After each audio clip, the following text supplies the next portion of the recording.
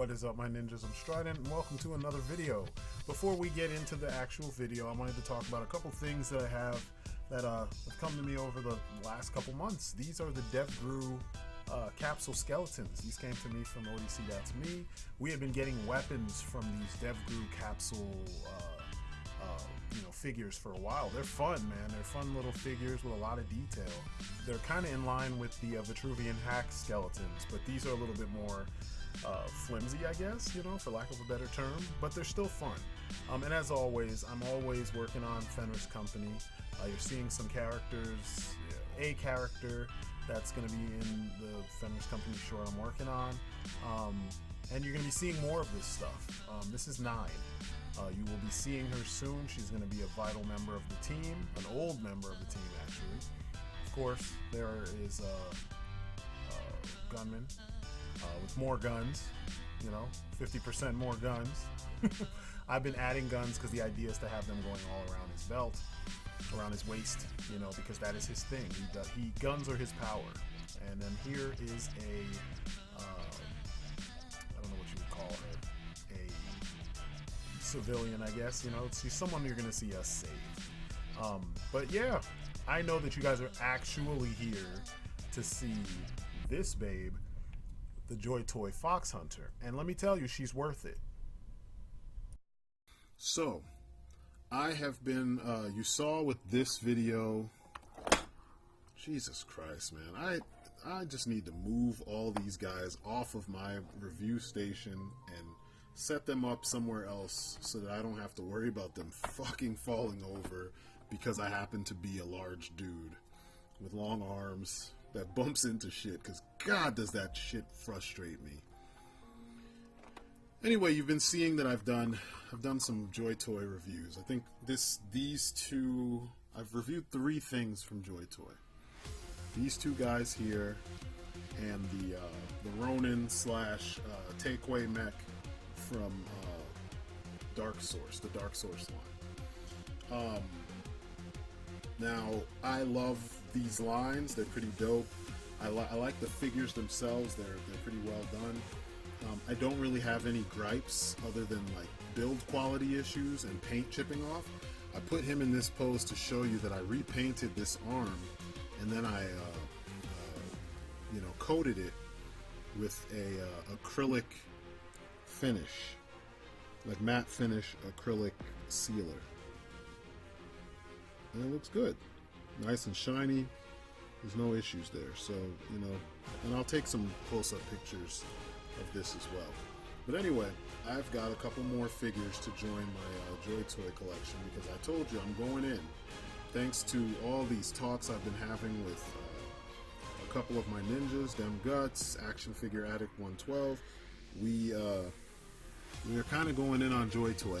What I want to review first, I have, let's see, this pair, I have another pair, and I have the person I'm reviewing right now that needs to be reviewed or looked at, and that's who we're going to look at today. And that is the Foxhunter, which is a strange name.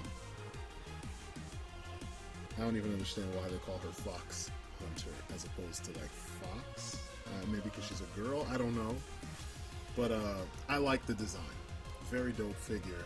Very dope look. Here she is. And I'm going to take some pictures so that you guys can see what she's all about. Actually, let me get out some of what she comes with. It's cool. The inside is that typical, box with the styrofoam, or not the foam, not styrofoam. It's got a foam cover, and then it's got the little division where you put her in there, and it's like a sarcophagus almost, and I like it. Weapons go in that slot. It's very simple and straightforward. As long as all the figures are within the same size, they can fit there, and the weapons are usually in a little baggie like this, and that's stuffed in between here, and it all fits. Very simple, very straight to the point, very cost effective. It's the things like this that, make me think about what Hasbro has been missing when it comes to G.I. Joe, It's not an experience when you open up a Joe. It's just, you got another one of them. That's it. You know what I mean? You got another one. That gets old. Anyway, Let's get into the Foxhunter. It's a very awesome figure, and I have a lot to say about her. So here we go.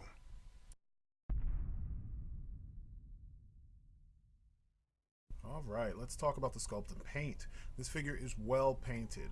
Every single issue that I had with the previous Joytoy figures that I reviewed is completely remedied here. The paint is 100% better. There's no flaking, there's no chipping. The sculpt work, it's sharper.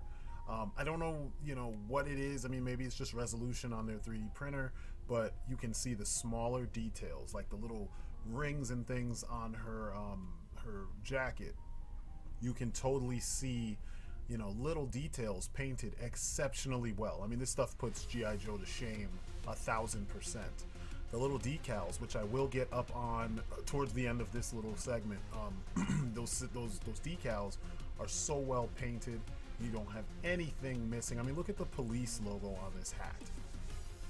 And I do love her stature, but look at the police logo. And even her eyes, well painted. The lips are on point.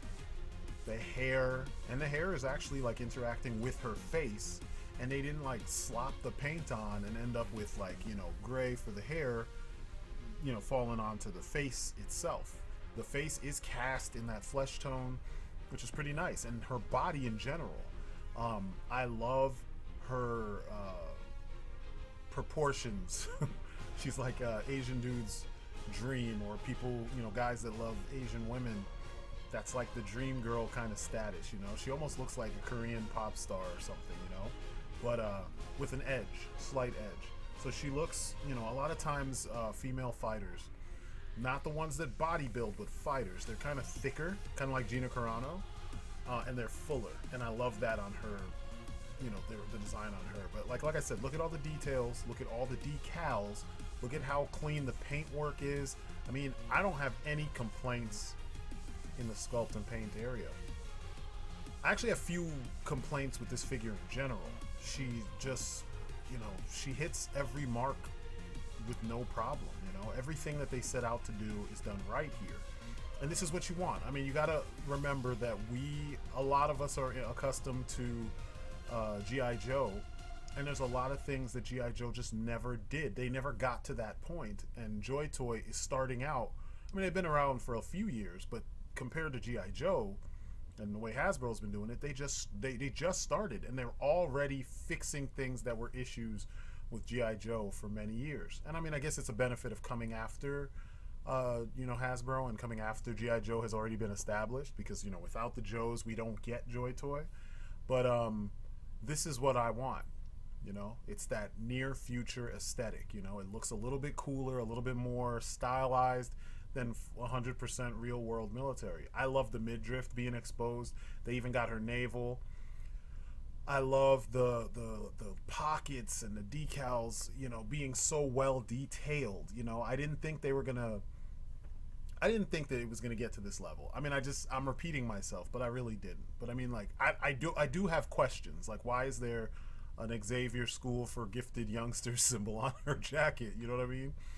But no, she's well done. Very well done. Very well done.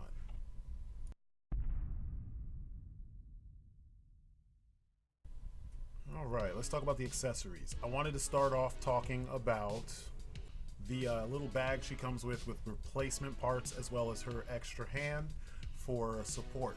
So these are replacement joints for every joint on her body. And if you soften up the plastic, you can easily remove these joints and pop them back in. You can see the pegs are thick enough that they're not going to snap, not like the first generation ones do. So don't try to hammer hand them to see how much they can take. Be careful. Here she is with a Dev Gru scar. Dev Gru are the capsule figures I showed you in the beginning. I love how this thing looks. She holds it well. Her articulation is on point, so she can chamber this thing and look down the sights. But this is the gun that she comes with, the rifle she comes with, and it's pretty nice, well detailed. It's all black, nothing else. It may have like a matte finish on it. I don't know if it was like finished with some kind of sealant, but she has that, and she has her pistol. And I love the fact that the holster is part of the sculpt, so there's no issues there. It's gonna be you know, wide enough to make sure that it can support this pistol. The pistol is small.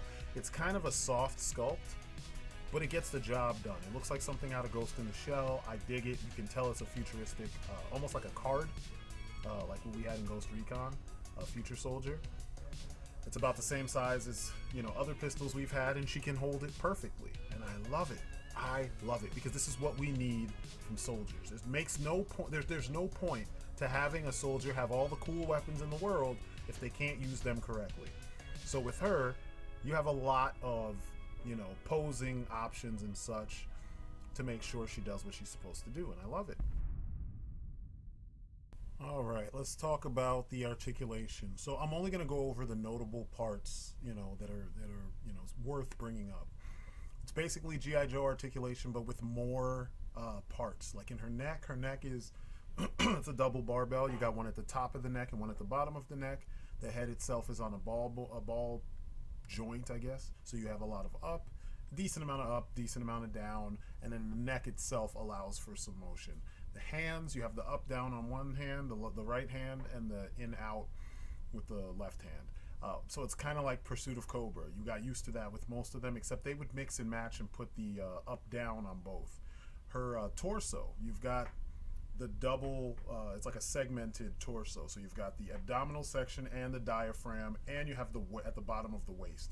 So you get just the diaphragm gives you some, at the bottom of the diaphragm or the bottom of the torso gives you more. They even sculpted the dimples in her back. I meant to point that out. I thought that was just dope, you know. So it's just more things to give her more personality. Her arms, though, can't reach her shoulders, so she can't use the communication device on her shoulder. All right, my ninjas, let's compare. Here she is next to some notable females in my collection. First, you have 9. You will see her. She's part of Fenris Company. You have Rise of Cobra Scarlet, and you have a civilian. And as you can see, she's right there alongside those other heroic women. Here she is amongst a bunch of other figures from Hasbro, Hasbro, Leonard, and Joytoy, as well as Marauders. And you can see they're all roughly the same size, with the exception of the big dudes like Impact on the end. But she fits in perfect. She's not going to look out of place, you know what I mean? A lot of times I find that scaling videos or scaling segments piss me off because people will say, oh, the character scales well with this character. Not all these characters. You have short people, you have tall people. Unless their heads are ginormous or bodies are ginormous, there's not too big of a difference, and the scale usually works. Here she is purely with other Joytoy figures. She's kind of tall in comparison to them, but not by much. It could just be the top of her hat. But she looks like she fits in that universe. That's the important part to me. We can go on and on about scale all day long, but what's really important is how well, design-wise, does she fit in the universe? And she does. And now we come to the bottom line. You know I dig my figures. You know I love the bottom line because I get to point out what's awesome about the figure and, you know, what fits and what doesn't fit and all that kind of shit. She works. You know, I don't really have any issues with her. Her design is perfect. The aesthetics are there. The paint is on point. And she just fits perfectly in the universe that I'm trying to build. I know a lot of you are now jumping on board, but this is what I envisioned from the beginning. I said near future is where G.I. Joe needs to go, and I said if I made my own line, I would lean all the way into the future stuff. And here we are. You know what I mean? This isn't my line. I wish it was, but this is where I would want to go. And I would probably push it even farther, and we've seen Joytoy is pushing the envelope a little bit farther with the releases that are coming. So this is a must-get if you like the Joytoy aesthetic and you like future tech and you like this sort of thing. Get her. She's a win-win. Story over, you know? For me, this is like exactly what I was looking for in a line, you know, a toy line that's 1/18 scale. This is more that's gotten me back into collecting at this scale. I don't know how far I'm going to go because I've been stockpiling for a little while, but I do have quite a few Joytoy releases that are on my radar. And, you know, like I told you guys with in the most fun, most unfun, the Joytoy stuff is it pretty much got me back into this, and this is where I'm going to be for a little while, this area. I mean, there's other things that I have, but, you know, this has gotten me kind of, you know, jumping into down this rabbit hole. And what I like is that there is an overall aesthetic across the whole entire line. And as you can see with these guys, they fit perfectly with, you know, other lines, you know, other characters and other lines like her. You know, she fits perfectly. And, you know, this is what I've been looking for. So I'm geeked. This is where I'm going to be at. I hope you guys come along with me. And I've got a lot of stuff in store, including these guys. So stay tuned. As always, that's my story, and I'm sticking to it. And that's it for me. You guys have been great. Peace outside.